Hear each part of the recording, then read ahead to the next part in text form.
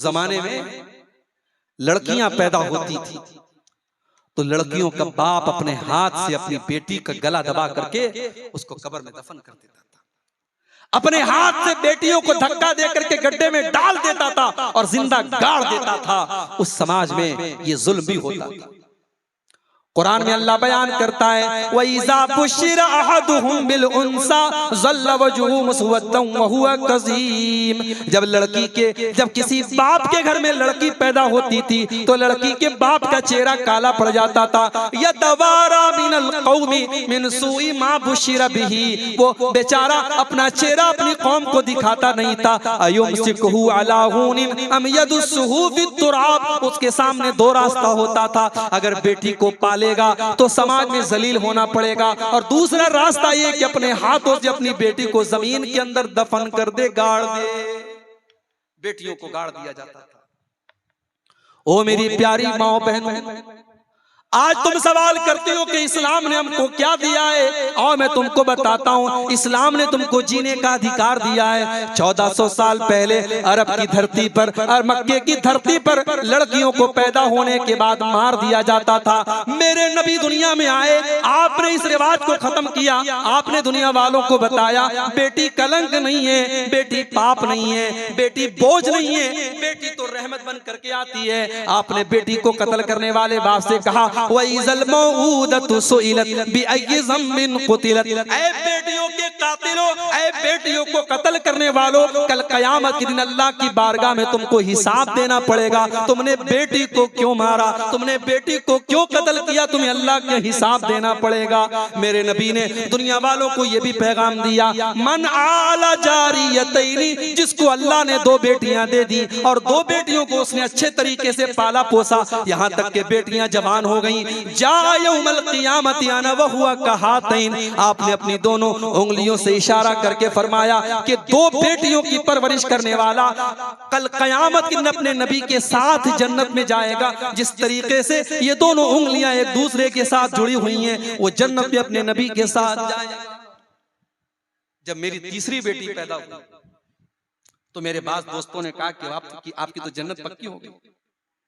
मजाक के तौर पे कहा, लेकिन हकीकत में अगर इस हदीस की रोशनी में देखो तो 2 बेटियों की सही परवरिश करने वाले को अल्लाह के नबी जन्नत की बशारत सुना रहे हैं। मगर आज क्या हो रहा है, 2023 चल रहा है, हमारा भारत चांद पर पहुंच गया, चंद्रमा के ऊपर हमारा नाम, भारत का नाम पहुंच गया।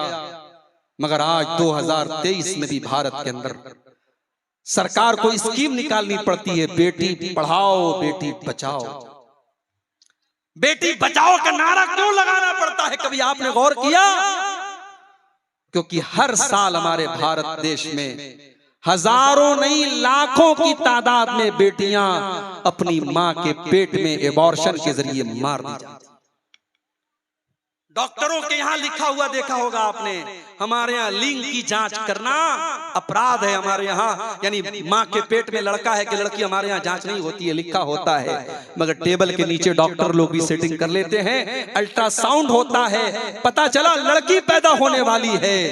बीवी से कहता है नहीं, 4 बेटियां मेरे पास ऑलरेडी मौजूद हैं, इनकी कैसे शादी करूंगा, इनके जहेज का इंतजाम कैसे करूंगा, मुझे नहीं चाहिए लड़की। और डॉक्टर से कहता है इसका एबॉर्शन कर दो, और मां के पेट में वो लड़की मार दी जाती है। और बेदर्दी और बेरहमी इस कदर होती है मेरे भाइयों, अगर आप एबॉर्शन का वीडियो जाकर के यूट्यूब पर देख लें तो शायद आपकी आंखों से आंसू आ जाएं। उस गरीब बच्ची को, उस मासूम बच्ची को, उसका क्या कसूर था मेरे भाई, उसको बोटी बोटी बनाकर और कीमा कीमा बनाकर उसको मां के पेट में मार दिया जाता है। मैं तो कहता हूं आज का इंसान 1400 साल पहले दौरे जाहिलियत के इंसान से भी गिरा हुआ इंसान है।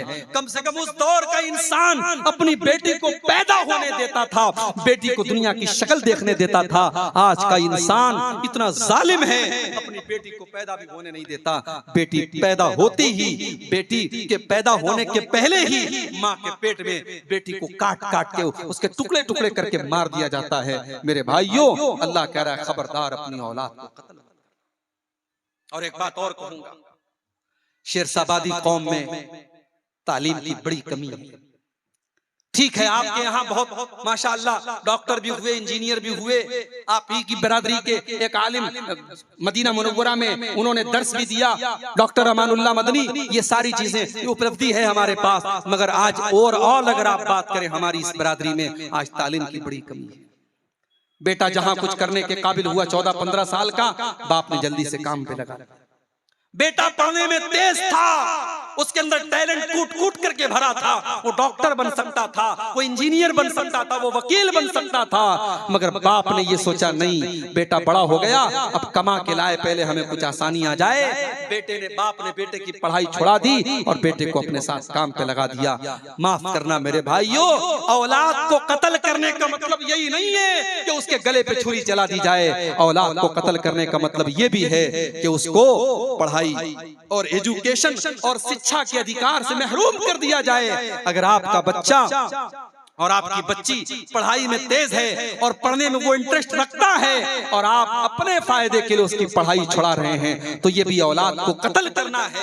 और इस मामले में हमसे बहुत बेहतर हमारे गैर मुस्लिम भाई हैं। कलकत्ता में मैं टैक्सी में बैठा था और टैक्सी का ड्राइवर गैर मुस्लिम था। मैंने जब उससे पूछताछ की तुम्हारे कितने बच्चे हैं, बच्चियां हैं, उसने कहा मौलवी साहब मेरी 2 लड़कियां हैं, एक लड़का है। मैंने कहा क्या करते हैं वो? कहा लड़का अभी MBA कर रहा है, लड़कियां जो है डॉक्टरी पढ़ रही हैं। मैंने कहा तुम टैक्सी चलाते हो, किस तरीके से तुम मैनेज करते हो? कहा मौलवी साहब मैं टैक्सी चला रहा हूँ, मैं नहीं चाहता मेरा बेटा और मेरी बेटी जो है वो भी गरीब और मजदूर बन करके रहे। मैं पढ़ा रहा हूँ, मैं रूखी सूखी खा रहा हूँ और किराए के मकान पे रह रहा हूँ और कलकत्ता के अंदर मैं टैक्सी चला रहा हूँ, मगर अपने बच्चों को मैं हायर एजुकेशन दे रहा हूँ, मैं उनको आला तालीम दे रहा हूँ। ये सोच एक गैर मुस्लिम की है, ये सोच हमारी कब बनेगी? मेरे भाइयों, आज मुसलमानों के इलाकों में चले जाओ, आपको बेहतरीन खाने पीने की दुकानें मिलेंगी, बेहतरीन होटल मिलेगा। मुसलमानों के इलाके होटलों से पहचाने जाते हैं, अच्छे पकवान से पहचाने जाते हैं। मुसलमानों के इलाकों में गोश्त की दुकानें नजर आती है तो समझ में आ जाता है ये मुसलमानों का इलाका है।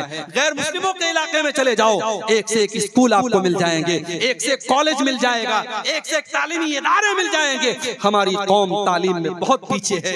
मेरे भाइयों, अल्लाह कह रहा है अपनी औलाद को कत्ल मत करो, औलाद को तालीम से महरूम करना ये भी आज के दौर में कत्ल से कम नहीं है। इसलिए अपने बच्चों को पढ़ाओ। हमारे नबी के ऊपर कुरान की पहली जो वही नाजिल हुई थी, इक़रा बिस्मि रब्बिकल लज़ी खलक़, उसमें पढ़ने का हुक्म दिया गया था। मैं नहीं कहता जरूरी नहीं आप स्कूल में पढ़ाओ, मदरसे में पढ़ाओ, कहीं पर भी पढ़ाओ, लेकिन बच्चों और बच्चियों को पढ़ाओ, उनकी तालीम आप अपने फायदे के लिए कभी।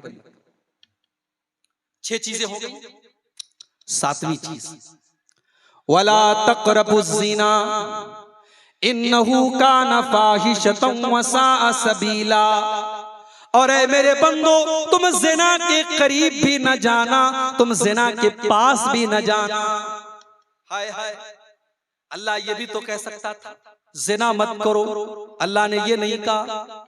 अल्लाह ने कहा वला तक़रबुज़्ज़िना, ज़िना इतनी खतरनाक चीज है, उसकी बॉर्डर के करीब भी न जाना। नेपाल की बॉर्डर पर आप चले जाओ, अभी बॉर्डर शुरू भी नहीं हुआ है, अभी आप इंडिया के अंदर मौजूद हैं, लेकिन BSF के खेमे लगे हुए हैं, बॉर्डर के जो सिपाही उनके खेमे लगे हुए हैं, बॉर्डर की सुरक्षा करने वाले सिपाहियों की वहां पे उनके खेमे लगे हुए हैं, जो ये बता रहे हैं कि बॉर्डर करीब आ चुकी है, अब यहाँ संभल करके रहना है। आप बॉर्डर पर कोई हथियार लेकर के नहीं जा सकते, कोई इल्लीगल चीज, कोई गैर कानूनी चीज लेकर के नहीं जा सकते। मेरे भाइयों, अल्लाह कह रहा है वला तक़रबुज़्ज़िना, मेरे बंदो तुम ज़िना के करीब भी न जाना। लड़की बन संवर करके घर से निकल रही है, लिपस्टिक लगाकर, पाउडर लगाकर, सज धज करके, सवर करके निकल रही है, अपने जिस्म की नुमाइश करके निकल रही है। मेरे भाइयों, क्या वो ज़िना की दावत नहीं दे रही है? क्या वो दुनिया वालों को ये आमंत्रण नहीं दे रही है, ये दावत नहीं दे रही है? ओ लोगों, देखो मैं कितनी खूबसूरत हूँ, मेरे हुस्न का दीदार करो, मेरे जिस्म का दीदार करो, मेरे शरीर को देखो। वो ज़िना की दावत दे रही है। अल्लाह कह रहा है वला तक़रबुज़्ज़िना, ऐ मुसलमानों तुम ज़िना के करीब भी न जाओ। मुसलमान लड़की जब घर से निकले तो अल्लाह के नबी फरमाते हैं वो खुशबू लगा करके ना निकले, वो खुशबू लगा करके भी ना निकले। अगर मस्जिद में जाना है, नमाज पढ़ने जाना है, तो नमाज पढ़ने के लिए भी वो खुशबू लगा करके नहीं जा सकती। मेरी प्यारी माँ बहनों, आप जलसे में आ रही हैं, आप तकरीर सुनने के लिए जा रही हैं, रात रात भर आप तकरीर सुनेंगी, कुरान और हदीस की बातें सुनेंगी। आप जवान लड़की, आपकी 18-22 साल की, 20 साल की लड़की, वो सच करके समर करके, वो दुनिया भर का मेकअप करके, वो खुशबुओं में अपने आप को बसा करके अपने घर से निकल रही है। ये कहां से जायज हो गया? ये भी नाजायज है मेरे भाइयों, ये भी जिना की दावत देना है। और आज आपके सीमांचल की बहुत सारी लड़कियां, आज इंस्टाग्राम पर उनके फॉलोवर लाखों की तादाद में, लड़की मुसलमान है, किशनगंज की रहने वाली है, पूर्णिया की रहने वाली है, अररिया की रहने वाली है, मुसलमान लड़की है, वो अपने रील्स डालती है, अपनी तस्वीरें डालती है, अपने वीडियोस डालती है, दुनिया वाले उसके ऊपर कमेंट करते हैं माशाअल्लाह, वेरी क्यूट, वेरी ब्यूटीफुल, उसकी तारीफें हो रही हैं। ऐ मुसलमान लड़की, क्या तूने अपने रब का कुरान नहीं पढ़ा? तेरे रब का कुरान कहता है वला युबदीन ज़ीनतहुन्ना, ऐ मुसलमान औरत, तुझे अपनी जीनत को जाहिर नहीं करना है। तू सर से पैर तक जीनत है, तुझे अपना चेहरा भी दुनिया वालों के सामने नहीं दिखाना है। तेरे जब तू पांव चले, जब तू जमीन पर चले, तो तेरे पायल की झंकार भी गैर मर्दों तक नहीं जानी चाहिए। कुरान कहता है वला यज़रिबना बिअरजुलिहिन्ना, ऐ मुसलमान औरतों, जब तुम चला करो तो अपने पांव को जमीन पे जोर जोर से मार करके न चला करो, तुम्हारे पायल की झनकार भी गैर मर्दों के कानों तक नहीं जानी चाहिए। ज़िना के करीब नहीं जाना है।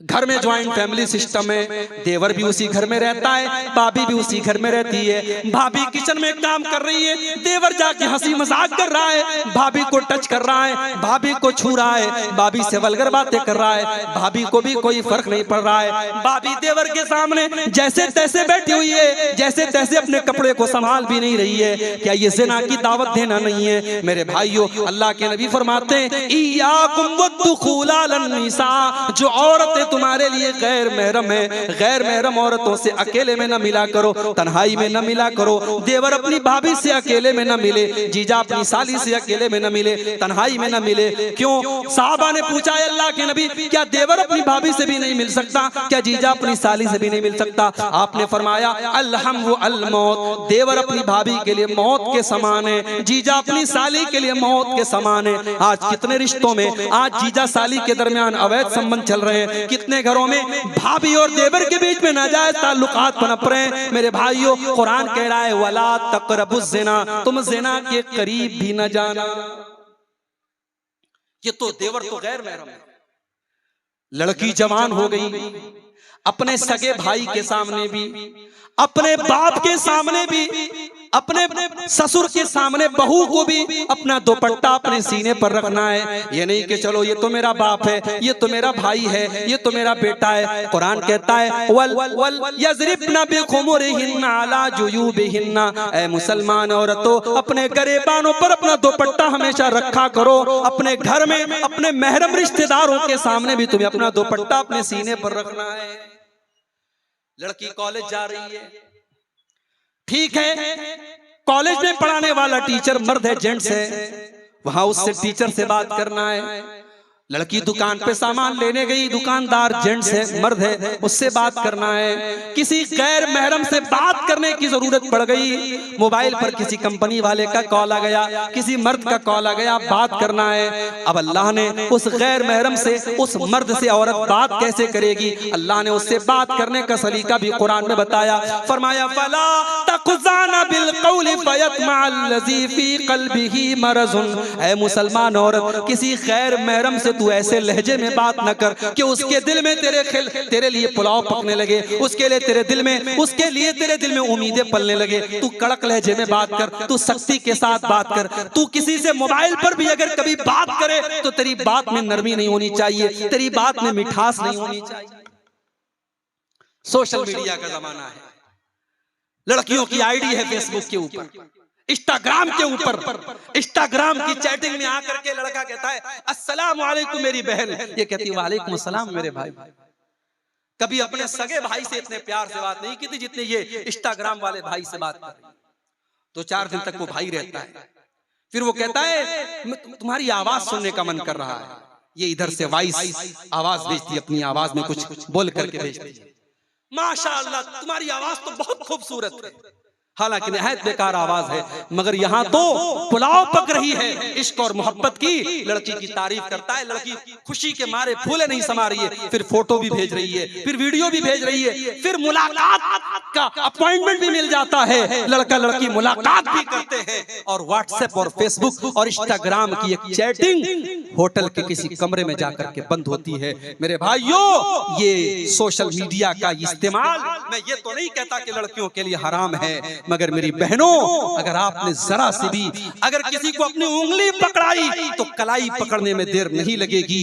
ये मर्द औरत का रिश्ता चिंगारी की तरह है, इसलिए अल्लाह ने कहा वला तक़रबु ज़िना, ज़िना के करीब भी न जाना, अगर जाओगे तो जल करके भस्म हो जाओगे। इतना बड़ा गुनाह है ज़िना। अगर कुंवारा ज़िना करे तो इस्लाम कहता है 100 कोड़े मारे जाएंगे, लड़की को भी 100 कोड़े मारे जाएं, लड़के को भी 100 कोड़े मारे जाएं। भारत का कानून कहता है अगर आपस की सहमति से ज़िना हुआ है तो उसमें कोई आपत्ति नहीं है, कोई गुनाह नहीं है। इस्लाम ये कहता है अगर ज़िना हुआ है, अवैध संबंध कायम हुआ है, निकाह के बगैर अगर रिश्ता कायम हुआ है, लड़के को भी 100 कोड़े मारे जाएं, लड़की को भी 100 कोड़े मारे जाएं। कुरान कहता है वलियशहद अज़ाबहुमा ताइफतुम मिनल मुमिनीन, जब ज़िना की ये सजा दी जाए तो पब्लिक के सामने दी जाए, अलल ऐलान दी जाए, किसी बंद कमरे में न दी जाए। इतना बड़ा गुनाह है। और अगर जिना करने वाला शादीशुदा है, मैरिड है, विवाहित है, या वो औरत शादीशुदा है, किसी की बीवी है और उसने जिना किया है, तो इतना बड़ा गुनाह है कि अल्लाह के नबी कहते हैं पत्थरों से मार मार के रज्म कर दिया जाए, उस मर्द को खत्म कर दिया जाए, उस औरत को खत्म कर दिया जाए, उन्हें जीने का अधिकार नहीं है क्योंकि उन्होंने इतना बड़ा गुनाह किया है।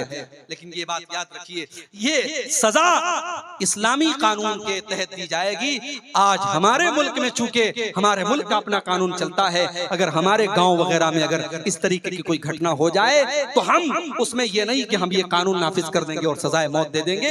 हम भारत के कानून के दायरे में रह करके उसको जो सजा हो सकती है वो सजा दिलाने की और देने की कोशिश करेंगे। लेकिन ज़िना इतना बड़ा पाप है मेरे भाइयों, आप ये सोचिए कि इस्लाम ने शादीशुदा ज़ानी अगर है तो सजाए मौत करार दी है। इसीलिए अल्लाह कह रहा है वला तक़रबुज़ ज़िना, तुम ज़िना के करीब भी न जाओ। ये बहुत गंदा काम है और बहुत बुरा रास्ता है।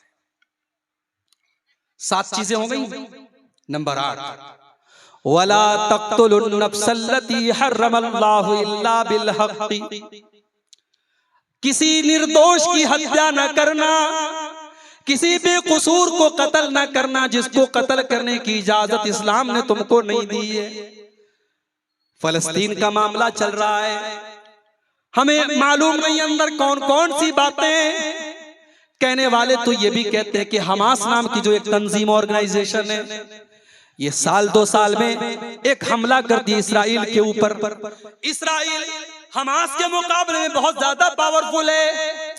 ये 2-4 रॉकेट छोड़ करके उनके 10-20 लोगों को मारते हैं, फिर उधर से मिसाइलों की बमबारी होती है और बेकसूर फलस्तीनी मारे जाते हैं। मेरे भाइयों, हकीकत क्या है? हम इतनी दूर से बैठ करके सारे हालात का तजिया नहीं कर सकते, मगर हमें ये हालात देख करके दुख होता है कि बहतों मुसलमान का खून रहा है, छोटे छोटे बच्चों की लाशें बिछ रही हैं। चाहे हमास का, अगर हमास का हमला इसराइल के अंदर आम शहरियों पर और नागरिकों पर हो रहा है और उनके बीवी बच्चों को मारा जा रहा है, तो इसको भी हम जायज नहीं करार दे सकते। और इजराइल जवाब में अगर कार्रवाई कर रहा है और फलस्तीनियों को मार रहा है तो ये भी नाजायज है। आखिर इजराइल को वो धरती तो फलस्तीन से ही मिली थी, वो इलाका तो फलस्तीन का इलाका था जिसे आज इजराइल ने हथिया लिया और धीरे धीरे फलस्तीन पर वो कब्जा करता चला जा रहा है। याद रखो, आज मीडिया भी बिल्कुल एक तरफा आज फलस्तीन के खिलाफ और इजराइल की हिमायत में बोल रहा है, जबकि मीडिया वालों को ये जान लेना चाहिए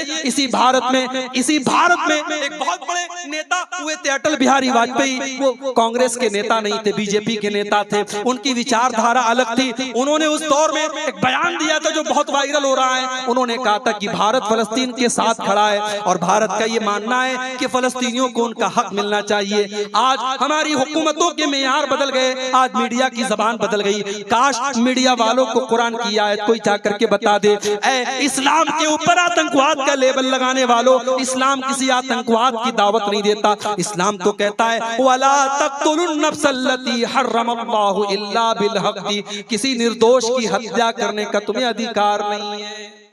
किसी बेकसूर की हत्या आप नहीं कर सकते। ये सुसाइड बॉम्बिंग जायज नहीं है इस्लाम में।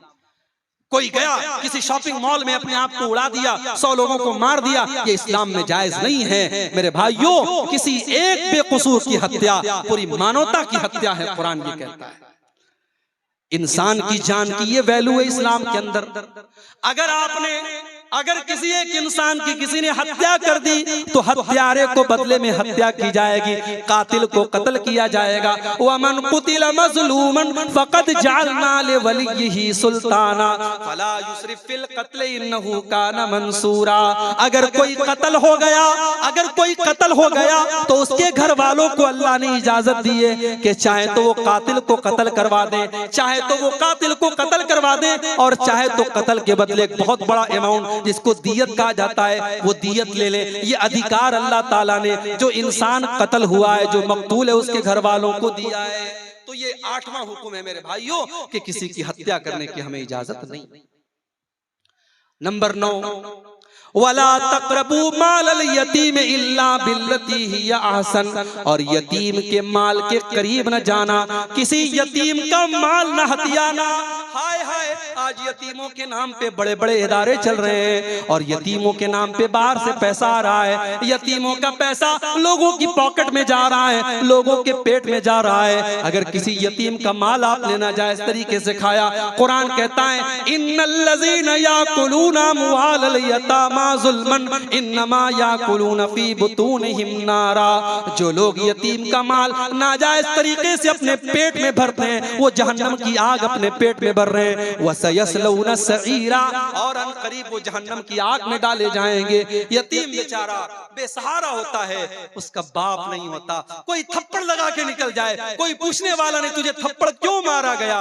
बाप बहुत बड़ी दीवार होता है मेरे भाई। बाप ना हो तो बच्चा यतीम हो जाता है, यतीम का कोई नहीं होता। मेरे नबी यतीम थे, पैदा हुए तो बाप नहीं थे। मेरे नबी से बढ़ के यतीम का दर्द कौन समझ सकता था। इसीलिए अल्लाह के नबी ने फरमाया अना वकाफिलुल यतीम कहातैन, आपने 2 उंगलियों से इशारा करके फरमाया यतीम की परवरिश करने वाला, यतीम को पालने वाला जन्नत में मेरे साथ जाएगा। जैसे ये दोनों उंगलियां एक दूसरे के साथ मिली हुई हैं, यतीम की परवरिश करने वाला अल्लाह के नबी के साथ जाएगा। एक सहाबी आए अल्लाह के नबी के पास, कहा अल्लाह के रसूल मेरा दिल बड़ा सख्त है, मेरा दिल बड़ा हार्ड है, मेरा दिल मुझे बड़ा कठोर मालूम होता है, मैं क्या करूं। अल्लाह के नबी ने फरमाया इमसा बेरासिल यतीम, जाओ किसी यतीम के सर पे मोहब्बत से हाथ फेर दो, तुम्हारा दिल सॉफ्ट हो जाएगा, तुम्हारा दिल नरम हो जाएगा। ये यतीम का मकाम है मेरे भाइयों। कुरान कहता है वला तक़रबू मालल यतीम इल्ला बिल्लती हिया अहसन हत्ता यबलुगा अशुद्दा। अगर कोई यतीम आपकी यतीम की परवरिश आपने अपनी जिम्मेदारी में ले ली है और यतीम का माल भी आपको मिला है, तो यतीम के माल में से खर्च न करो। जब यतीम बड़ा हो जाए, जब जवान हो जाए, उसका माल अमानत है, उसकी अमानत उसको लौटा देना। तो ये 9 चीज हो गई। नंबर 10 वअऊफू बिल अहद इन्नल अहद कान मसऊला, और ऐ ईमान वालों वादे को पूरा किया करो। अल्लाह ताला क्या तुमसे पूछा जाएगा तुमने वादे को पूरा किया कि नहीं किया। आज वादा कौन पूरा करता है? मुसलमान से ज्यादा वादा खिलाफी करने वाला कौन है मेरे भाई। आज हमारी पहचान बन गई कि हमारी जबान की कोई वैल्यू नहीं। कल इसी भारत के अंदर, इसी मुल्क के अंदर मुसलमान अपनी जबान से पहचाना जाता था, आज हमारी जबान की कोई वैल्यू नहीं रह गई। मेरे प्यारे साथियों, अल्लाह के नबी वादे के इतने पक्के थे कि आप बद्र के लड़ाई में, बद्र के मैदान में 313 आपके साथी थे और दुश्मन की तादाद 1000 थी। एक एक सहाबी की अल्लाह के नबी की नजर में बड़ी कीमत थी। 2 सहाबी आपके पास आते हैं, अरे अल्लाह के नबी हमें दुश्मनों ने गिरफ्तार कर लिया था और जान बचाने के लिए हम वादा करके आए हैं कि हम लड़ाई में आपका साथ नहीं देंगे। अरे अल्लाह के नबी हम जान बचाने का वादा करके आए थे लेकिन हम आपका साथ देना चाहते हैं, हम लड़ना चाहते हैं। आपने फरमाया नहीं नहीं, मोहम्मद का मानने वाला वादा खिलाफी नहीं कर सकता। जाओ, मेरे साथियों की तादाद कम है, मैं इसको बर्दाश्त कर लूंगा, मगर मैं वादा खिलाफी करके तुमको जंग में शामिल नहीं कर सकता। आपने दोनों को वापस कर दिया। ये थी मेरे नबी की। मेरे नबी इस तरीके से अपने वादे को पूरा करते थे। वादे का एक मकाम होता है मेरे भाई, वादे की वादा खिलाफी करने वाला मुनाफिक होता है। मुनाफिक की निशानी है जब बात करे तो झूठ बोले, जब वादा करे तो वादा खिलाफी करे, और जब अमानत रखी जाए तो खयानत। 9 चीजें हो गई।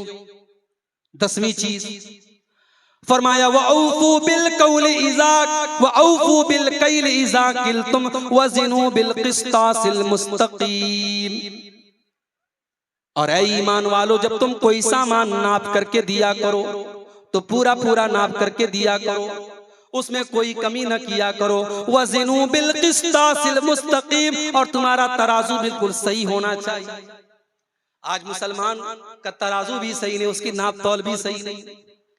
आज कितने ऑनलाइन जुआ के ऐप आ रहे हैं, हमारा नौजवान जुआ खेल रहा है। कोई क्रिकेट पे जुआ लगा रहा है, कोई फुटबॉल पे जुआ लगा रहा है, कोई टेनिस पे जुआ लगा रहा है। अब तो ऑनलाइन जुआ खेला जा रहा है, और ये जुआ इसको इतना ग्लैमराइज कर दिया गया। बड़े बड़े फिल्मी एक्टर उसका ऐड करते हैं। नौजवान देख करके सोचता है यार इतने बड़े बड़े खिलाड़ी ऐड कर रहे तो सही होगा, और फौरन उसमें पैसा लगाता है। कितने मुसलमान नौजवानों ने करोड़ों रुपए बर्बाद कर दिए। हमारे यूपी के अंदर मऊ एक जगह है, मऊ का एक नौजवान सुसाइड कर लेता है इसी जुए की लत में आकर के। मेरे भाइयों, जुआ चाहे ताश के पत्तों से खेला जाए, चाहे सट्टेबाजी के जरिए खेला जाए, चाहे ऑनलाइन ऐप के जरिए खेला जाए, जुआ हराम है, नाजायज है, उसकी कमाई नाजायज है। हलाल तरीके से बिजनेस करो मेरे भाई।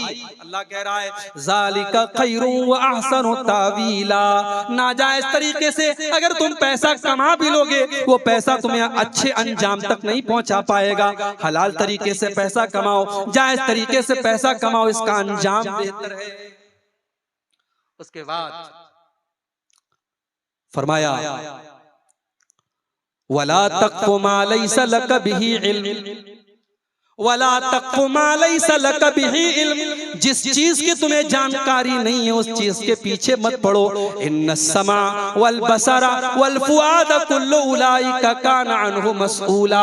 अल्लाह ताला के कान का भी हिसाब लिया जाएगा। कानों से क्या सुना था आपने, ईयरफोन कानों में लगा लिया, क्या क्या गाने तुम सुन रहे हो, क्या क्या चीजें तुम सुन रहे हो। आज तो गाली गलौज भी सुना जा रहा है, आज तो ऐसी ऐसी वेब सीरीज आ गई उसमें गाली गलौज भी दिया जा रहा है, वल्गर बातें भी की जा रही हैं। तुमने अपने कानों में हेडफोन लगाकर और ईयरबड लगा करके तुमने क्या क्या सुना है, अल्लाह क्या उसका भी हिसाब देना पड़ेगा। इन्ना समा वल बसरा, तुमने आंखों से मोबाइल की स्क्रीन पर क्या क्या देखा था। हो सकता है तुमने ब्राउजर की हिस्ट्री से डिलीट कर दिया, हो सकता है तुमने यूट्यूब की हिस्ट्री से डिलीट कर दिया, हो सकता है तुमने फेसबुक के रिकॉर्ड से डिलीट कर दिया। लेकिन तुमने फेसबुक पर क्या क्या देखा, तुमने यूट्यूब पर क्या क्या देखा, तुमने मोबाइल की स्क्रीन के ऊपर क्या क्या देखा, अल्लाह के फरिश्ते सब रिकॉर्ड कर रहे हैं, किरामन कातिबीन सब नोट कर रहे हैं, और अल्लाह के उसका भी हिसाब देना पड़ेगा। वल फुआदा, और तुम्हारे दिल और दिमाग में कौन कौन से गुनाहों की प्लानिंग चली थी, कौन कौन से गुनाहों का तुमने इरादा किया था, कौन कौन से गलत काम करने की तुमने प्लानिंग की थी, अल्लाह के उसका भी हिसाब देना पड़ेगा। इस एक आयत को हम सामने रखें तो शायद मोबाइल का गलत इस्तेमाल करना हमारा नौजवान बंद कर दे। अल्लाह क्या हिसाब देना पड़ेगा मेरे भाई।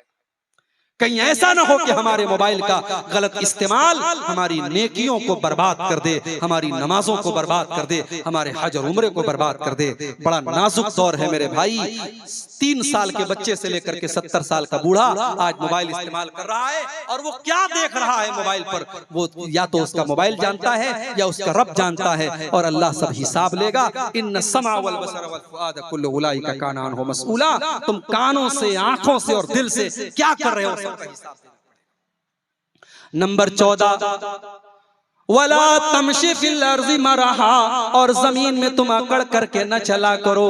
जमीन में तुम अहंकार के साथ, गुरूर के साथ और तकब्बुर के साथ न चला करो। इन्नका लन तखरिकल अर्ज़ा, तुम जमीन को फाड़ नहीं सकते। वलन तबलुगल जिबाला तूला, और पहाड़ के ऊपर तुम चढ़ नहीं सकते। तुम तकब्बुर किस बात का करते हो, तुम घमंड किस बात का करते हो? जितना भी पैसा कमा लो, जितना भी नाम कमा लो, हो तो तुम मिट्टी से पैदा हुए, हो तो तुम एक हकीर पानी के कतरे से पैदा मखलूक हो, तुम इंसान हो। तुम्हें तकब्बुर जेब नहीं देता, तुम्हें गुरूर और घमंड सूट नहीं करता। तुम तकब्बुर न करना, अकड़ करके न चलना। अल्लाह को कोई घमंडी पसंद नहीं, कोई तकब्बुर करने वाला पसंद नहीं है। ये 14 बातें अल्लाह ने बयान की, और 14 बातें बयान करने के बाद अल्लाह ने फरमाया कुल्लु ज़ालिका कान सय्युहु इंद रब्बिका मकरूहा।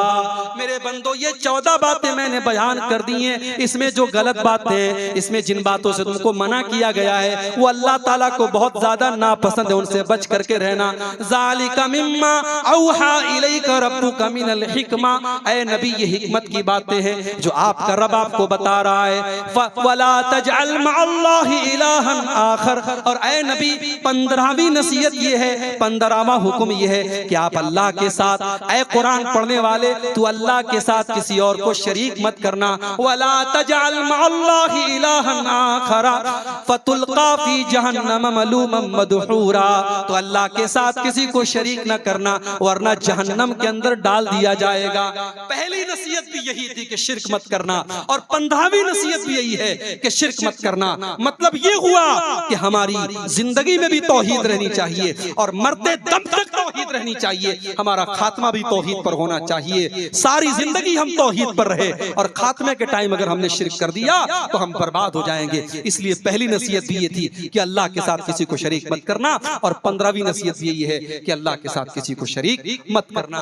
तो मेरे भाइयों, ये सूरह बनी इस्राइल की आयत नंबर 23 से लेकर के 39 तक टोटल 17 आयतें मैंने आपके सामने पढ़ी हैं, और उन 17 आयतों की रोशनी में 15 नसीहतें मैंने आपके सामने बयान की हैं। मैं उम्मीद करता हूं इन 15 नसीहतों पर हम सब अमल करने की कोशिश करेंगे। इसमें हमारे अकीदे की भी इस्लाह है, हमारे अमल की भी इस्लाह है, हमारे घरों की भी इस्लाह है, हमारे अखलाक की भी इस्लाह है। इन 15 बातों को अगर हम अमल कर लें इन पर, इंशाअल्लाह हमारी जिंदगी बदल जाएगी। आइए हम अल्लाह से दुआ करें, रब्बुल आलमीन इन 15 नसीहतों पर हम सबको अमल करने की तौफीक अता फरमाए। रब्बुल आलमीन हमें हर किस्म के शिर्क से, बिदअत से, खुराफात से अल्लाह ताला महफूज रखे।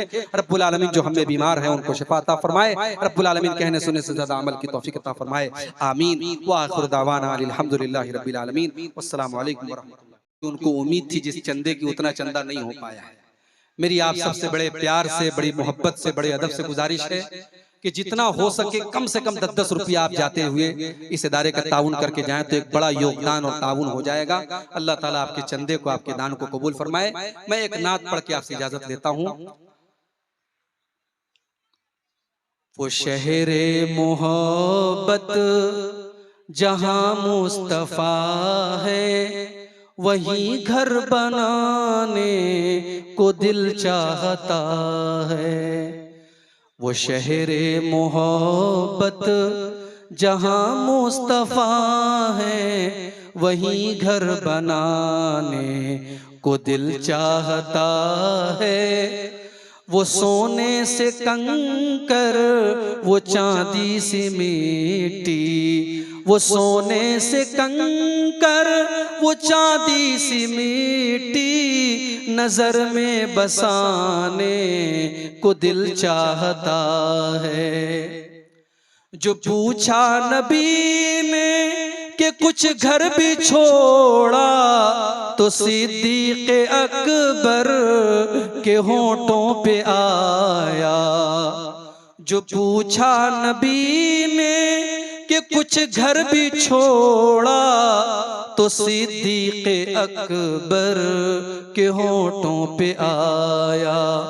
वहाँ मालो दौलत कि क्या है हकीकत, जहाँ जहाँ लुटाने को दिल चाहता है। वहाँ मालो दौलत कि क्या है हकीकत, जहाँ जहाँ लुटाने को दिल चाहता है। एक सहाबी थे हजरत हंजला रज़ी अल्लाह ताला अन्हु, शादी की पहली रात अपनी बीवी के साथ थे और जिहाद का ऐलान हो गया। अपनी बीवी को छोड़ करके वो जिहाद के मैदान में चले गए। शायर ने इस वाक़े को इस नज़्म में पेश किया है। जिहादे मोहब्बत की आवाज गूंजी, कहा हंजला ने ये दुल्हन से अपनी। जिहादे मोहब्बत की आवाज गूंजी, कहा हंजला ने ये दुल्हन से अपनी। अगर हो इजाजत तो जामे शहादत लबों से लगाने को दिल चाहता है। अगर हो इजाजत तो जामे शहादत लबों से लगाने को दिल चाहता है। हजरत उमर फारूक रजी अल्लाह ताला ने जब अल्लाह के नबी को देखा तो ईमान ले आए। उसको शायर ने पेश किया है। जो देखा है रूए जमाले रिसालत तो ताहिर उमर मुस्तफा से ये बोले। जो देखा है रूए जमाले रिसालत तो ताहिर उमर मुस्तफा से ये बोले। बड़ी आपसे दुश्मनी थी मगर अब, बड़ी आपसे दुश्मनी थी मगर अब गुलामी में आने को दिल चाहता है। वो शहरे मोहब्बत जहाँ मुस्तफा है वहीं घर बनाने को दिल चाहता है। वो सोने से कंकर वो चांदी से मिट्टी नजर में बसाने को दिल चाहता है।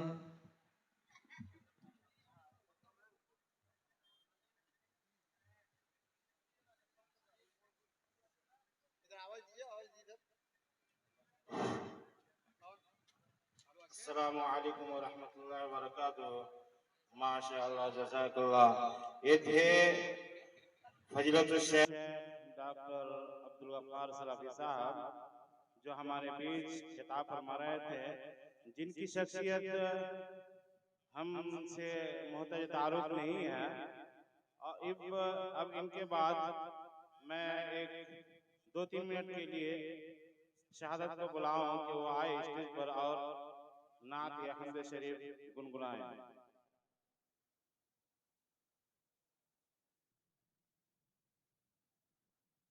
आप लोग इत्मीनान बना के रखिए, इसलिए कि हमारे बीच और एक खतीब है जिनकी बंगला ज़बान है, वो हमारे बीच में बंगला में खिताब फरमाएंगे इंशाअल्लाह।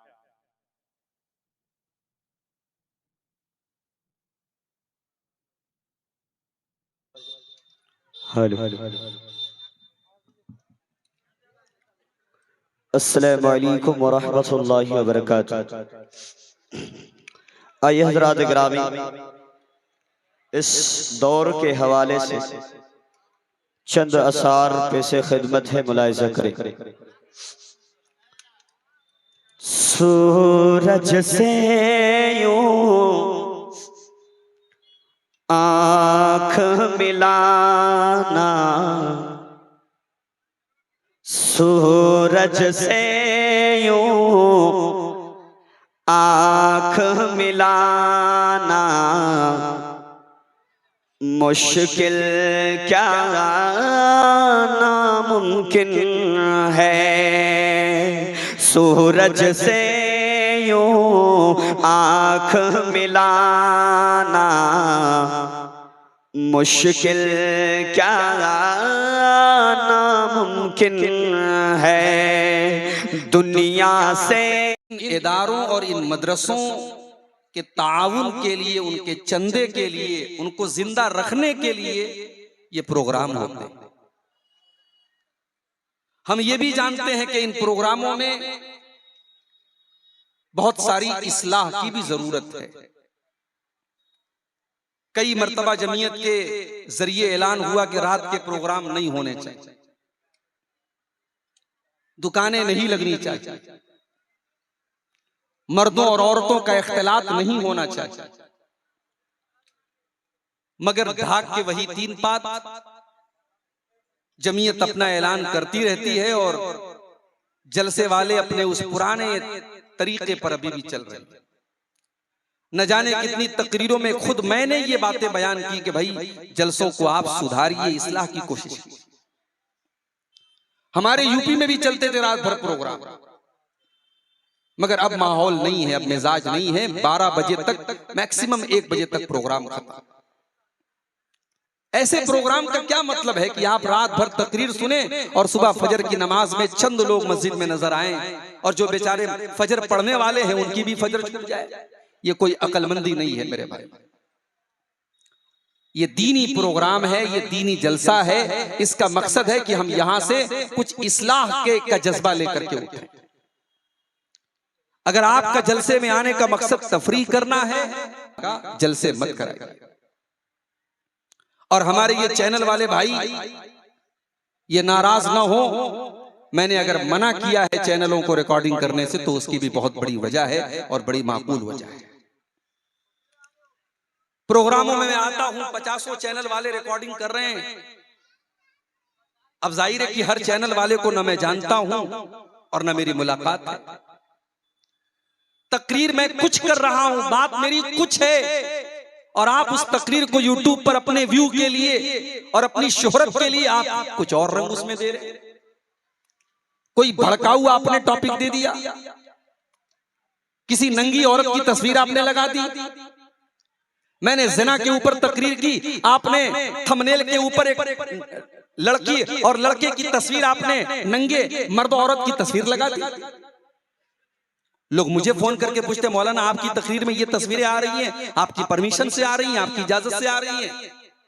यहां तक लोगों ने मुझे मैसेज किया है कि आप इन चैनलों के जरिए आपकी तो माशाअल्लाह बड़ी कमाई होती होगी। मैंने कहा अल्लाह गवाह है, आज तक एक पैसा मैंने किसी चैनल के जरिए नहीं कमाया। तो भाइयों, आपकी वजह से मेरे नाम पे धब्बा लगा, और मैं 1000 बार कह चुका हूं कि भाई ये हरकतें मत करो। बहुत सारे उलमा के चैनल चल रहे हैं और वो अच्छे ढंग से सही तरीके से चला रहे हैं, कोई उसमें गलत बात नहीं आती। बिहार और बंगाल और झारखंड के चैनल वालों को पता नहीं कब अकल आएगी, वो कुछ भी थंबनेल लगा देते हैं।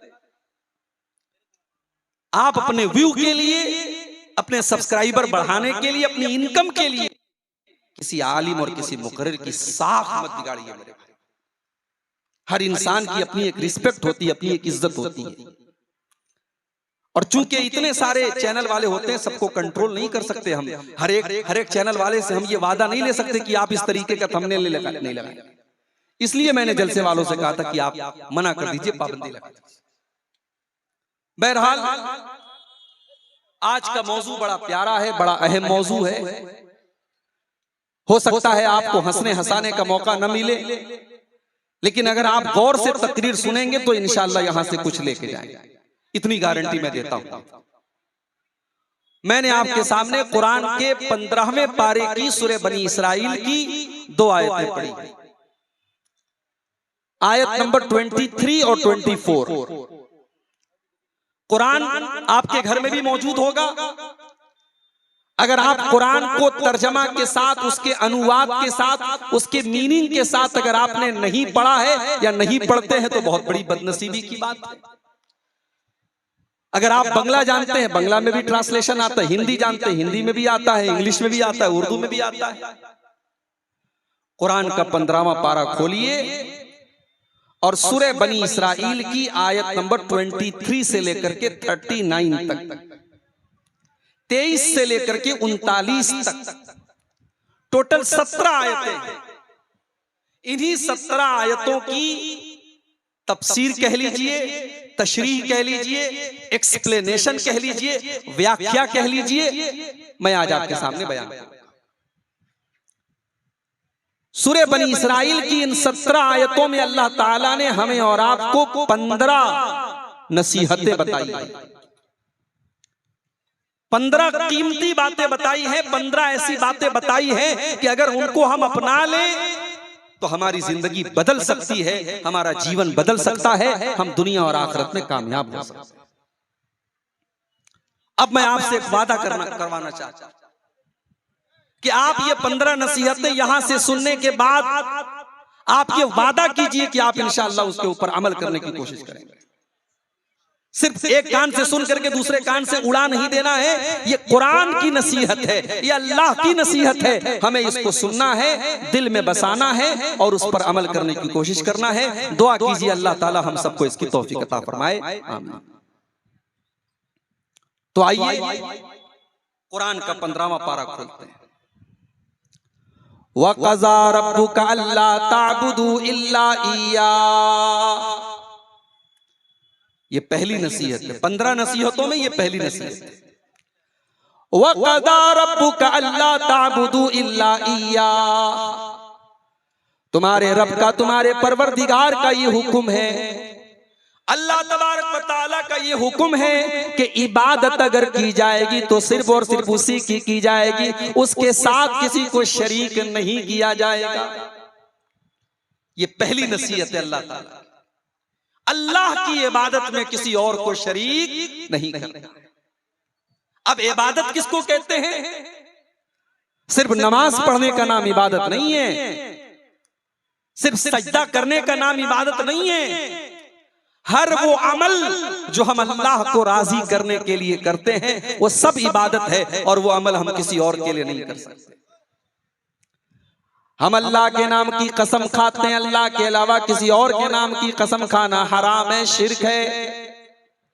हम अल्लाह ताला से डरते हैं सबसे ज्यादा, उतना किसी और से डरना शिर्क है। एक होता है नेचुरल, आप सांप देख करके डर जाते हैं, बिच्छू देख करके डर जाते हैं, करंट से डरते हैं आप, वो एक नेचुरल डर है। मगर जो डर अल्लाह का है वो डर किसी और से अगर आपके अंदर है तो ये शिर्क है। यहां तक कि जो मोहब्बत अल्लाह से होनी चाहिए,